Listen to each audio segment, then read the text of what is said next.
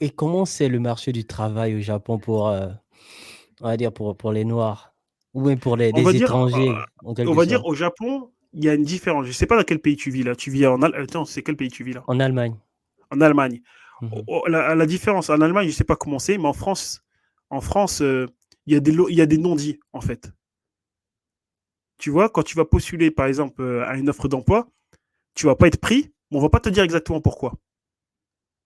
Tu vois? Mmh. Mais Mmh. l'Allemagne, je pense que c'est différent de la France. Mais en France, c'est comme ça, en fait. Ils ont leur raison. C'est-à-dire quelqu'un qui peut avoir le même diplôme que moi, qui peut avoir les mêmes caractéristiques que moi, je peux être mieux, il va être pris, et moi, je vais pas être pris, mais on va pas dire pourquoi. Mais quand tu regardes bien la tête de la personne, tu vas comprendre pourquoi. Tandis qu'au Mmh. Japon, la différence, c'est qu'au Japon, c'est clair dès le début. Quand tu vas avoir une offre d'emploi, ils vont te dire, ok.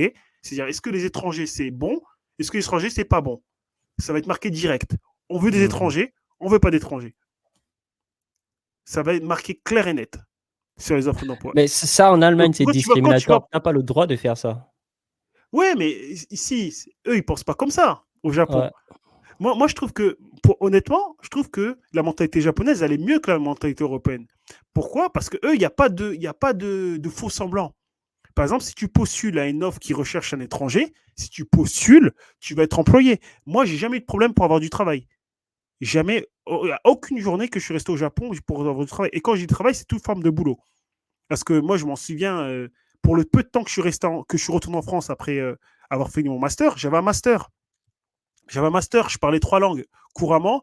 J'avais des études aussi un bagage en école de commerce, en marketing et tout ça. J'arrive, je vais dans une boîte intérim, je vais voir des recruteurs pour trouver du travail. Ils font les malins avec moi alors que c'est pour un taf à l'usine. Alors que moi, j'avais plus de diplômes que les recruteurs eux-mêmes. Et Oh waouh! ils avaient le toupet de demander est-ce que vous allez être capable. Demander est-ce que vous Non, êtes capable de faire ça. non. Au Japon, ils vont pas oser, ils vont même pas oser te demander de faire ça. Quand tu vas voir des travails, s'ils voient ton diplôme, ils disent ouais, t'es allé à la fac au Japon, dans une des top facs au Japon, t'as déjà travaillé, ouais, c'est sûr et certain. On te prend direct, ils cherchent même pas à comprendre. Mmh. Ils cherchent Et même pas à comprendre. tu étais dans quelle fac au Japon? J'étais à Waouh. Osaka. Osaka, l'université d'Osaka, c'est top 3 au Japon. Premier, Waouh! c'est Tokyo Université. Deuxième, c'est Mmh. Kyoto Université. Et Osaka Université, c'est troisième.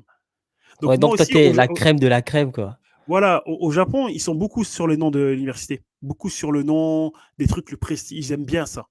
Ils aiment bien Mmh. ça. Donc, quand tu as fréquenté le genre d'université, tu vas au Japon, tu es bien. Franchement, tu es bien. Mais il y a un autre truc aussi qui est important à la différence entre le Japon et l'Europe. C'est qu'en Europe, je ne sais pas comment ça se passe en Allemagne, mais en France, quand tu veux postuler, même si tu sors de l'université, on te demande de l'expérience, on te demande des stages, on te demande des Ouais, trucs comme ouais. ça. Au Japon, c'est pas comme ça. Au Japon, quand tu sors de l'université, ils se doutent bien que tu as fait qu'étudier. Ça fait qu'en fait, peu importe ton niveau d'études, tu peux avoir étudié la civilisation antique pendant 5 ans, pendant 4 ans, par exemple, pour faire un master. Quand tu vas rentrer dans l'entreprise, tu pourras être ingénieur.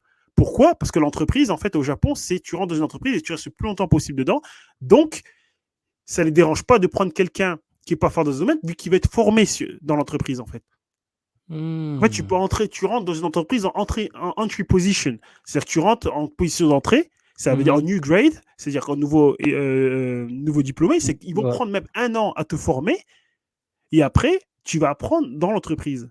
Et c'est à la différence du système européen où on te demande déjà d'avoir une expérience de malade. Des fois, tu sors, tu es juste étudiant.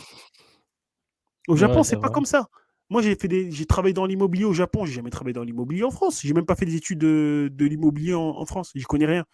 Moi, je sais que pour être agent immobilier en France, ils vont te demander des trucs. Ouais, mais t'as pas de certificat, t'as pas étudié l'immobilier, tu connais pas le marché. Alors que non, ils disent ok, t'as le cerveau vu que t'as étudié à l'université. On te donne une chance, bien évidemment, et t'apprends sur le tas et t'apprends avec nous. On te forme bien et t'apprends avec nous. Et c'est ça la différence au Japon. Et c'est pour ça qu'au Mmh. Japon, euh, c'est pas compliqué d'avoir du travail, surtout quand tu es jeune. Quand tu es adulte, par contre, quand tu commences à vieillir, là, ça a de l'expérience.